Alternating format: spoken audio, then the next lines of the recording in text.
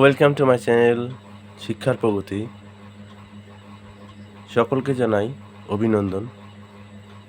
আজ আমরা আলোচনা করব অষ্টম শ্রেণীর পরিবেশ বিজ্ঞানের আলো চ্যাপ্টারের তৃতীয় পর্ব।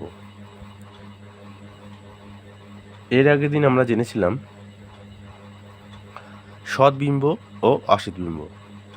আমরা সৎবিম্বে সোজাভাবে বলেছিলাম যে প্রতিবিম্বগুলো আমরা পর্দায় ফেলতে পারি সেগুলোকে বলি আমরা সৎ প্রতিবিম্ব, আর যেগুলো আমরা পর্দায় ফেলতে পারি না তাদেরকে বলে থাকি আমরা অসৎ প্রতিবিম্ব। কিন্তু আজকে আমরা এর সংজ্ঞা দেব, সংজ্ঞা কী হয়। দেখো, সৎ প্রতিবিম্ব সৎ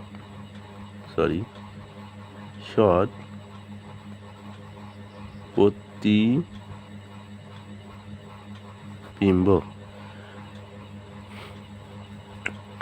কোনো একটা বিন্দু থেকে আসা আলোক রশ্মিগুচ্ছ প্রতিফলিত বা প্রতিসিত হওয়ার পর একটা বিন্দুতে এসে মিলিত হলে দ্বিতীয় বিন্দুকে প্রথম বিন্দুর সৎবিম্ব বলবো আমরা।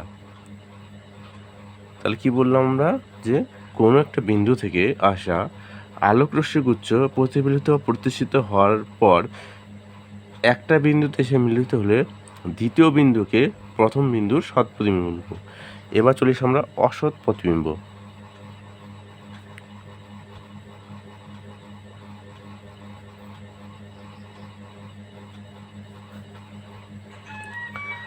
এটাও প্রায় একই রকম। এখানে দেখো, কোনো বিন্দু থেকে আসা আলোক রশ্মিগুচ্ছ প্রতিফলিত বা প্রতিসিত হওয়ার পর যদি অন্য কোনো একটি বিন্দু থেকে আসছে বলে মনে হয় তখন দ্বিতীয় বিন্দুকে বলা হয় প্রথম বিন্দুর অসৎ প্রতিবিম্ব। বোঝা গেল?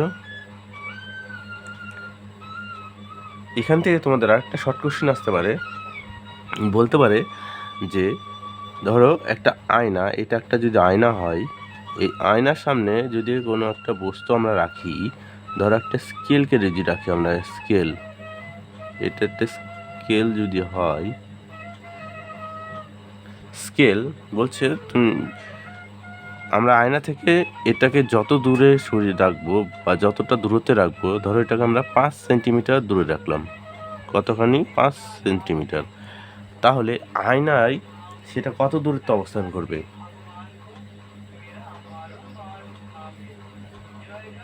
তাহলে এটা দূরত্ব অবস্থান করবে 10 সেন্টিমিটার। দেখো, এখানে কোশ্চেনটা যদি আসুক, আয়না থেকে বস্তুর দূরত্ব যদি বাড়ানো বা কমানো হয়, প্রতিবিম্বের মধ্যেকার দূরত্ব তার দ্বিগুণ বাড়বে, আর যদি কমায় কমবে।